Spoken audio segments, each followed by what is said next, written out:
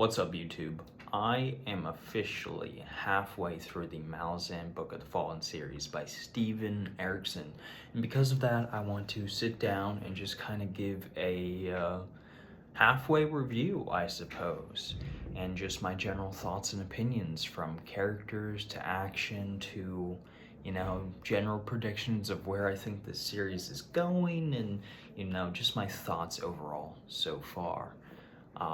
First of all, I just want to say that to the people who may see this and who may be interested in Malazan because of my videos or anyone else's, this series, when it comes to difficulty, is very overblown. A lot of people on YouTube, a lot of people on TikTok, a lot of people on the internet, they have this opinion that Malazan is this super difficult, hard to read, big brain series, and I'm here to tell you that's not true at all, at least not in my opinion. I am by no means the most intelligent person you're ever going to meet. I barely understand how to work YouTube. I barely understand how to make halfway decent content. So, I am by no means the most intelligent or articulate person you're ever going to meet, but I don't think Malazan is overly difficult. I think the really, three difficult things about Malazan is, number one, it demands your attention. It is not a series where you can just read 100 pages and it's fluff and it's just there to add to the page count, at least so far. Everything seems to be important. Every character seems to have meaning. Every action has a consequence, and there are mysteries that were set up in, Gardens of the Moon that aren't revealed until at least Midnight Tides, if not even further along. I bet you there's even mysteries being unveiled from the first book and the last book, The Crippled God. So, if that might be a difficult part, but I don't think it's overly difficult. Number two would be the massive amount of points of view. I mean, this book just has an insane amount of points of view, just insane. There is no true, at least at this point, core group that you follow. It seems like every new book it's being introduced to more and more and more characters, because Malazan is not a series like other fantasy. It is a world history of a different world. And because of that, you are often trying to get Erikson seems to be trying to paint as many perspectives as possible. And I'll get into that later, but if you're someone who likes a core group, you like your Fellowship of the Ring, and you only want to follow a small contingent, it's just not going to be Malazan. That's just not going to be how it's going to work. And number three, I would say, the magic for some people is difficult, including myself. I am not someone who likes hard magic. I do not like you sitting down and explaining how your magic works. I prefer soft magic. I prefer things to just work. Otherwise, to me, it's not magic. It's just science in a different world. But, Erikson really doesn't super deeply explain his magic system at all. There's conversations, there's explanations to a degree, but a lot of it's kind of like the author wanted it to happen, so he wrote a magic system that it could work, And for some people that really works, and for other people it doesn't. I'm kind of in the middle, where there are points where I'm like, I wish he would just sit down and just explain it. But most of the time I'm like, yeah, okay, let's just roll with the punches. But those are really the only difficult things about Malazan. I mean, it's also, they're big books, they're dense, they have a lot of stuff going on, Each book is it's got a lot. It's got a lot of stuff in it, So if you're trying to read something that's easy and just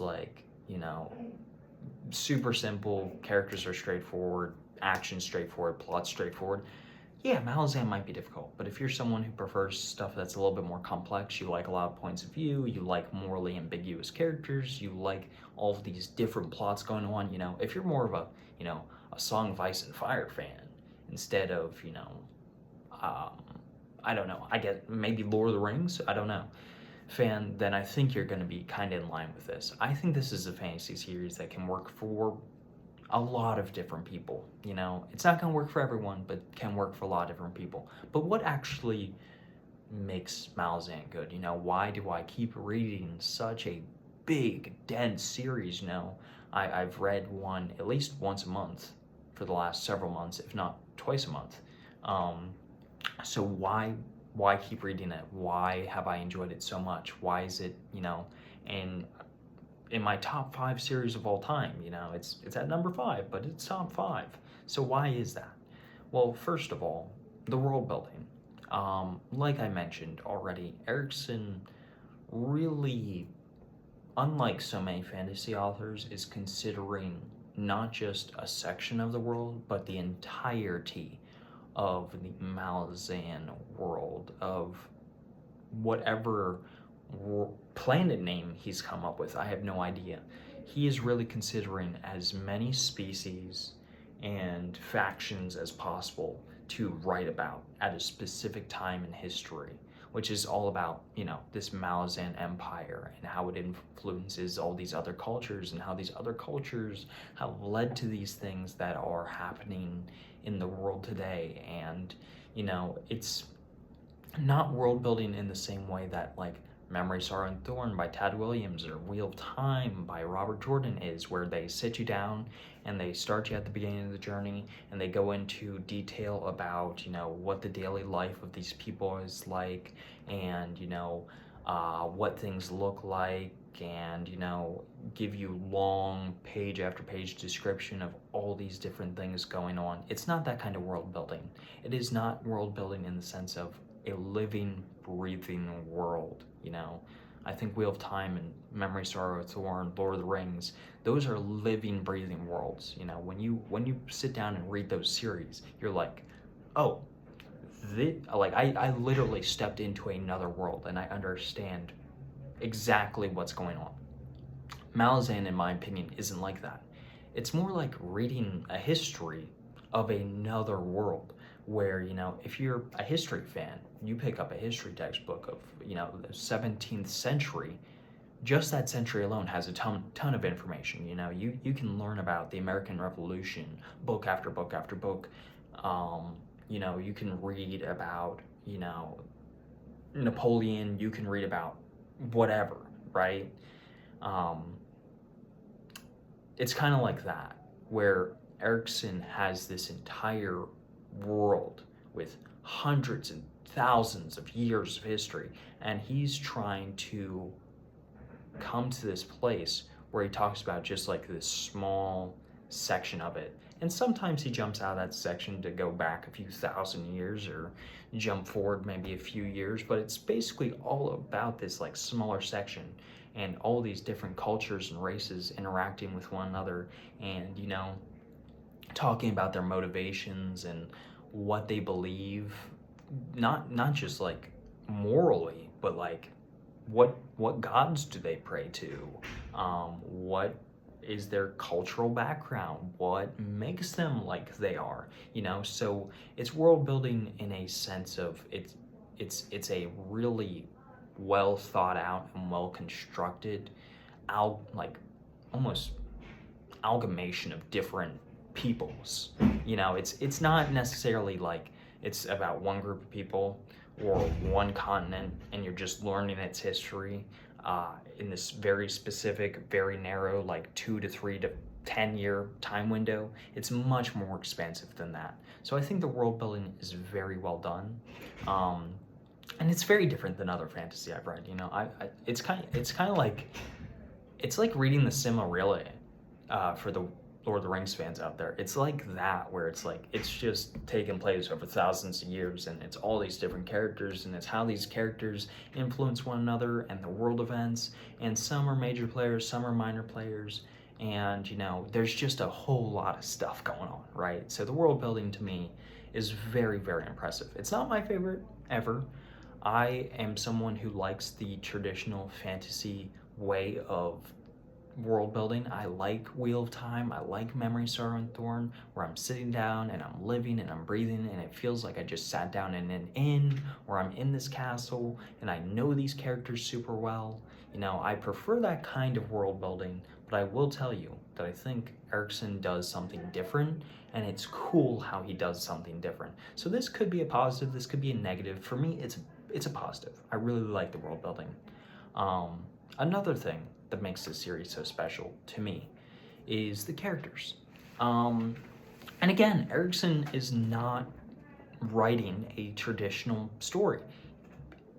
If I had to compare it to anything, it's kind of like Shakespeare meets the Iliad or the Odyssey. It is kind of this epic with this drama, like this not even modern drama, but like this kind of ancient feeling drama of all these different just variety of characters and how their lives come to be what they are, how they come to this place to ultimately, come together and fight against one another and fight for all these different causes and empires and gods and all of that, and how they influence one another or don't.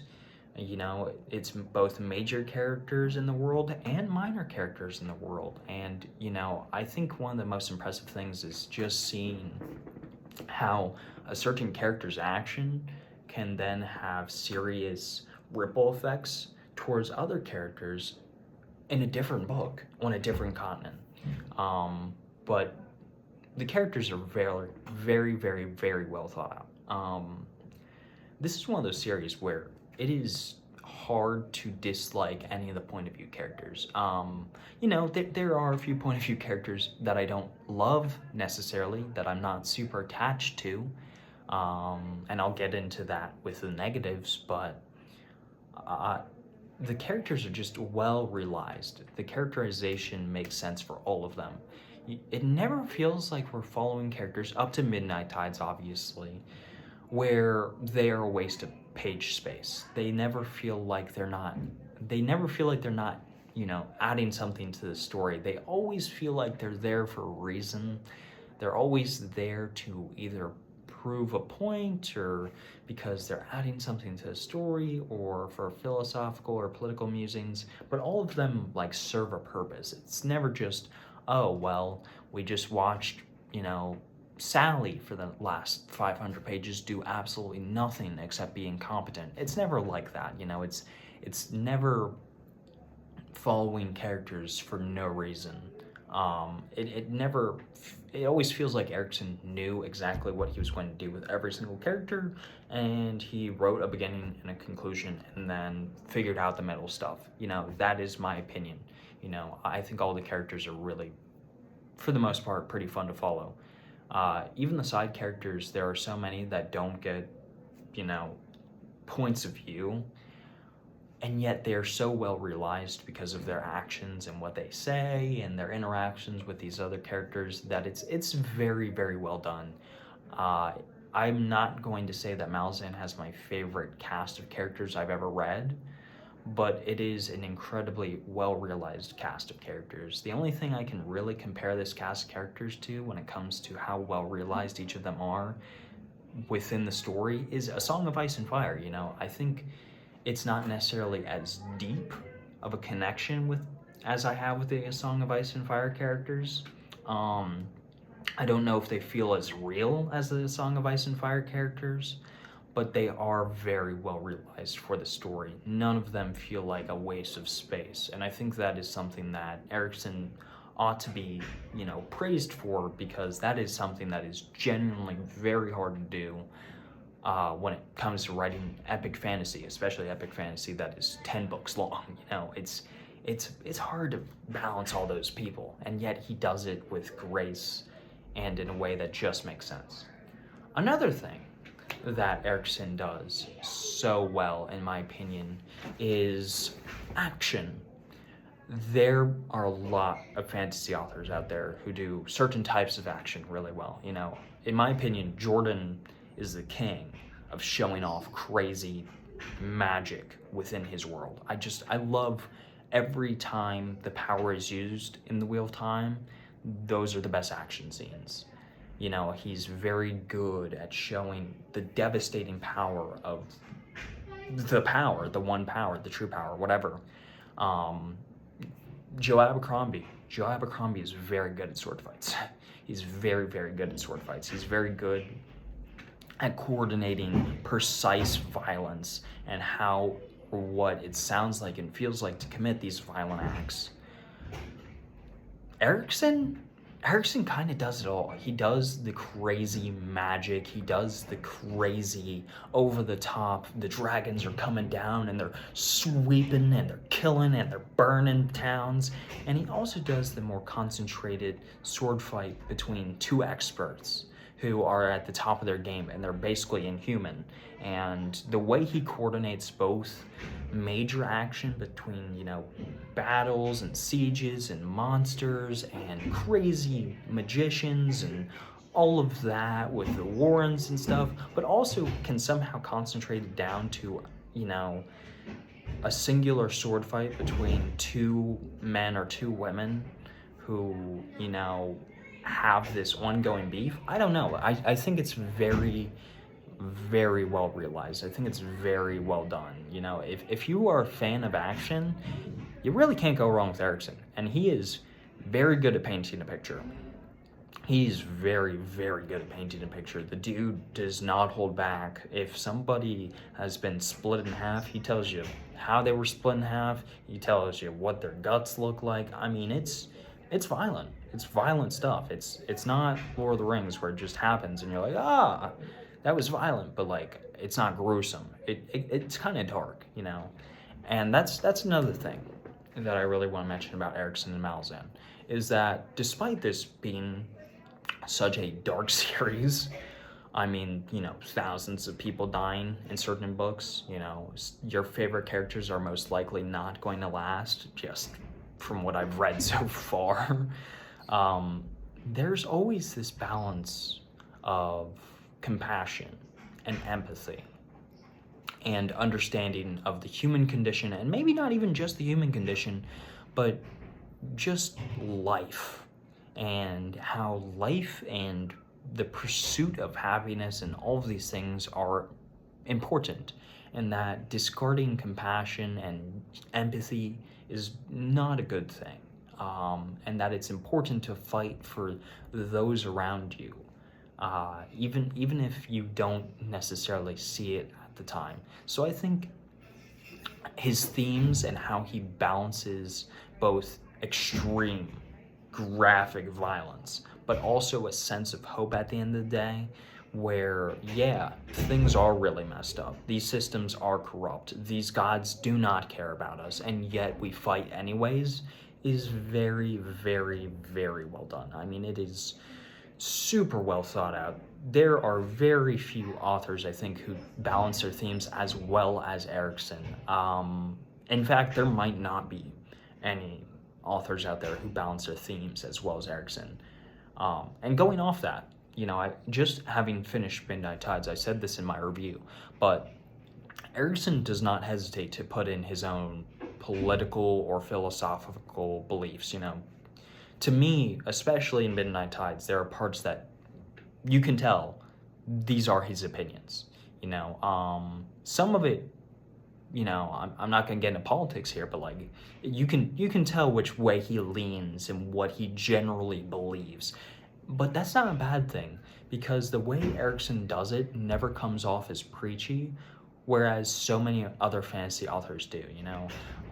One of the things I don't necessarily love about modern fantasy, or at least certain modern fantasy authors, is that, you know, despite me agreeing with them politically or philosophically, or, you know, even some of them religiously, sometimes they put themes and ideas in their books that just don't quite fit. They don't quite make sense. It feels like the author is trying to pander and say, this is what you're supposed to believe, and if you don't believe this, you're wrong. And for me, Erikson never does that. He just somehow has figured out the balance of just making it work. He puts his own thoughts and his opinions in there, and for some people this might be a turnoff because they don't agree with him. but I mean, I do, number one, so maybe that helps. And number two, I think it's so well balanced and so well done that it doesn't detract from the story at all, in my opinion. Yeah, so, I mean, having said literally all of that, from the characters to the world building to the action to the themes, everything is brilliant. I also will say that if you're a fan of prose, if you're a fan of someone who is obviously very articulate with what they want to say and say it in a beautiful way, Erikson is also very good at that. He does not have my favorite prose. That belongs to my boy Tad Williams. But Erikson comes pretty close. I mean, there are some paragraphs and some sentences in here that are just so well done and so well detailed and so well pictured that it's like, oh, I know exactly what you're trying to show me here, and I love it. What's another thing that I really like about this series before I get into the negatives? The final thing that I will talk about before I get into the things that I don't love as much, I'm not saying that these are negatives for everyone, but these are things I don't love as much, is the dialogue. This dude seriously might be the best at dialogue besides Martin. George R.R. Martin is like my king of dialogue. I think every time two characters talk in A Song of Ice and Fire, it's like the best thing ever. It's actually why I read A Song of Ice and Fire, because as much as I love fantasy and the political elements, just two characters just talking and having a conversation is always the part where I'm like, ooh, in A Song of Ice and Fire. And, you know, I never thought that I would quite recapture that magic in another series. You know, I figured my love for in just well-detailed and well-thought-out dialogue would die with A Song of Ice and Fire. But Erikson, man, he's like right there, dude. He is seriously like right there. And by the end of the series, I might even say he's above Martin, because every time two characters sit down and talk, I'm enraptured. I mean, this dude balances humor and you know, deep discussions and, you know, even surface level stuff so very well, and he makes every character seem like a real person in the way that they speak, even if they are like literally an immortal god. You know, there is dialogue between the Tist, Andy, and humans where it's just so well thought out, because these are creatures that can live thousands of years. If they are not immortal, they can live super long lifespans. And then there's this human who lives like 70 years, 80 years max, right? Even if they're super powerful, they don't live super long, right?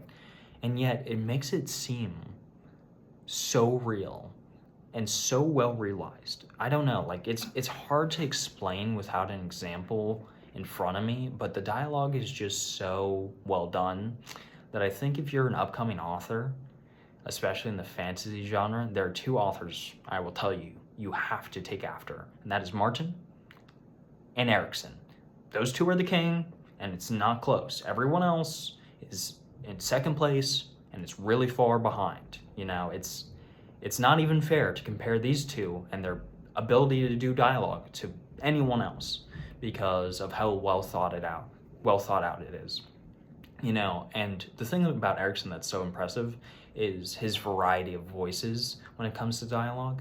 I mean, he balances like the military stuff, military jargon, and also like princes and kings and, you know, emperors and gods and stuff very well. I don't think this dude's ever served a day in his life. But somehow he makes the military aspect especially seem so real and exactly like Malazan soldiers would speak. Again, I'm not in the military, but I've been around enough military members to know that they kind of talk like this, and I think it's really cool that Erikson manages to capture the soul of what it's like to be in the military, having, as far as I know, not ever served himself. There's this level of camaraderie in this series that you probably wouldn't necessarily expect, but it's very well done. It's very, very, very well done. So there are a lot of positives about this series. I mean, it's a really great series. It's top 5 series of all time for me, and I'm only halfway through. So by the end, I'm not sure where this is going to rank, but it's definitely top 5 so far. But what are some things that just don't quite work for me? What are the parts that I don't personally enjoy? Again, these are my opinions. If you've read the entire series and you disagree with me, that's fine. Um, that's totally cool. I obviously have my own biases. There's certain elements that I obviously really like about Erikson, but there's also some elements about his storytelling that, maybe it's the traditional fantasy lover in me, but I just don't quite connect with it. So what are those?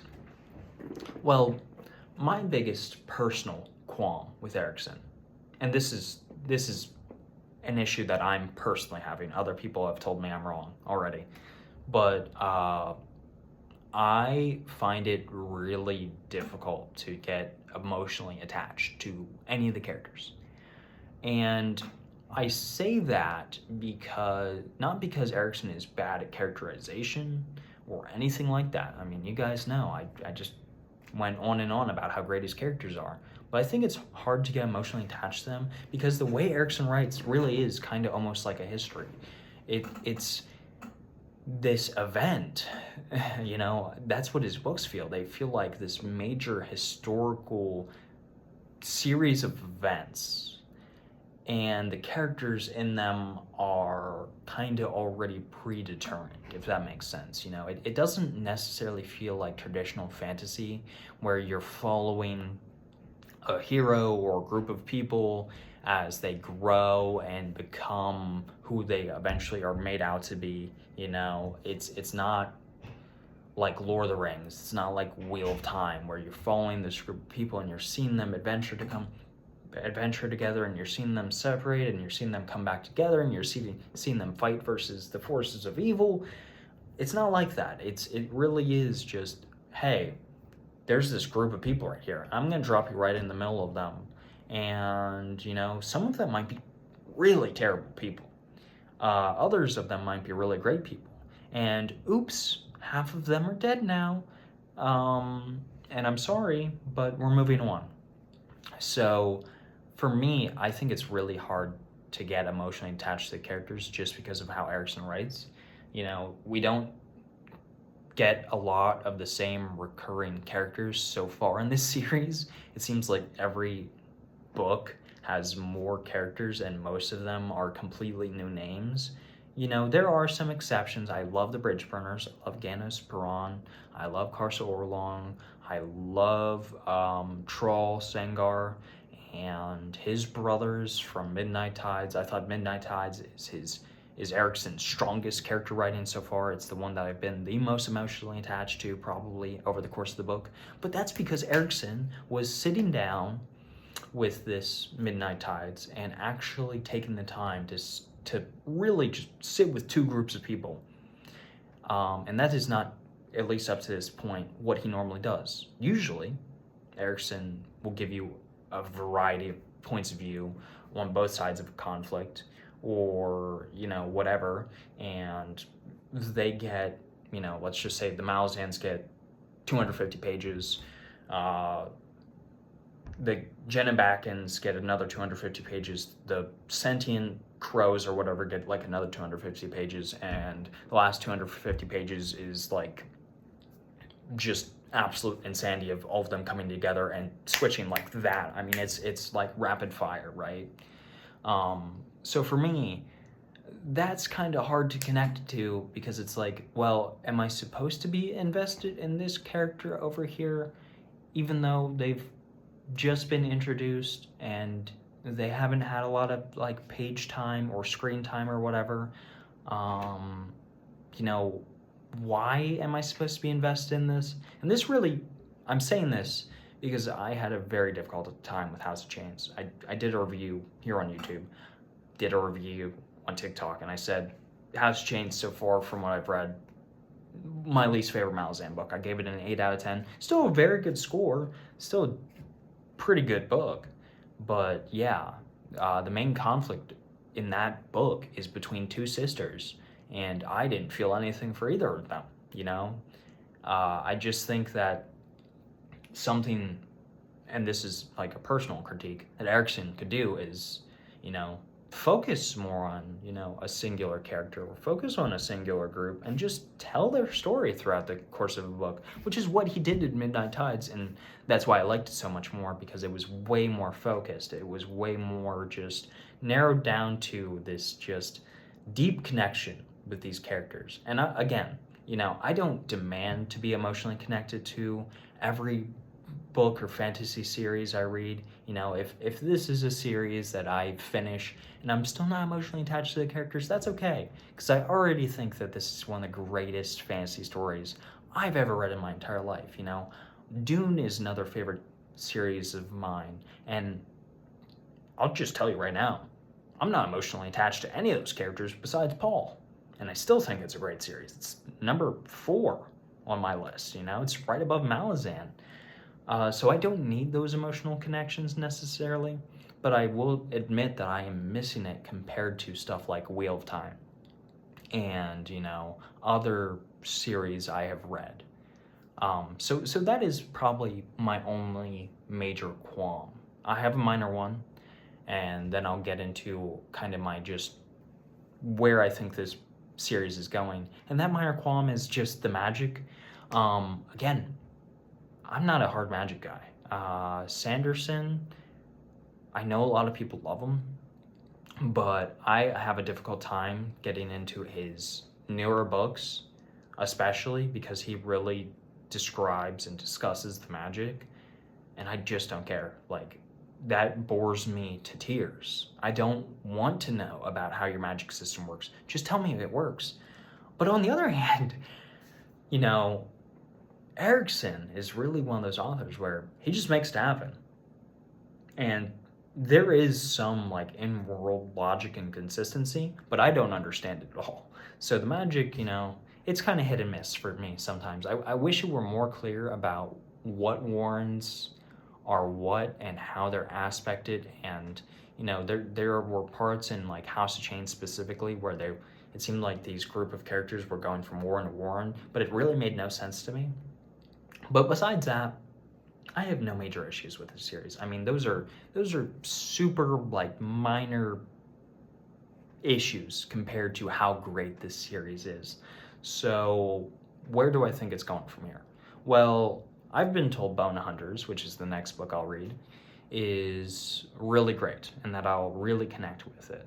But my general prediction for this series is that, and that you should not watch this part if you have not read up to Midnight Tides. Do not, this is spoiler section, okay? This is the spoiler section. But my general prediction is that all these characters that we've seen so far are going to come together somehow, some way, to face the crippled god. But unlike other fantasy series like The Wheel of Time, for example, they aren't going to just like kill the crippled god.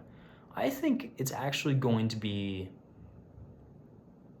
about compassion. I mean, this series is very obviously, the main theme is compassion. So my idea is that all of these wizards and powerful people will come together at the end of this series. This is just my general prediction.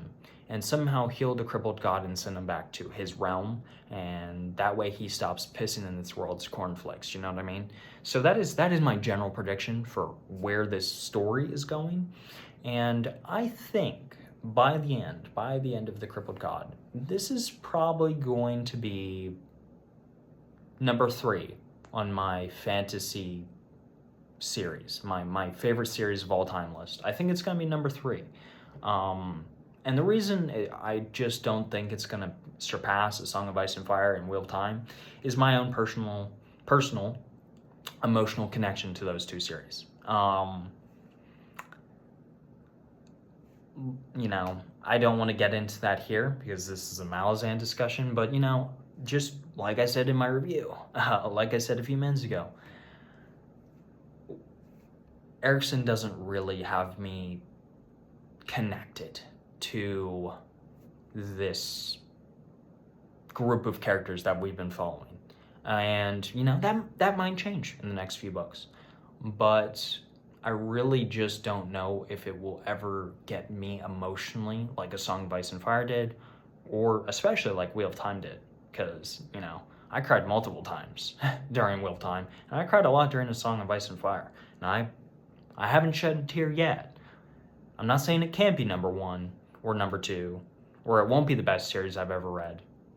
But my general prediction is that it won't be, but I'm going to end up having it within the top 3. That is my general prediction for right now. I think that's how I'm going to feel. I could come back at the end of this and be like, guys, I was totally wrong. This is the best book series I've ever read.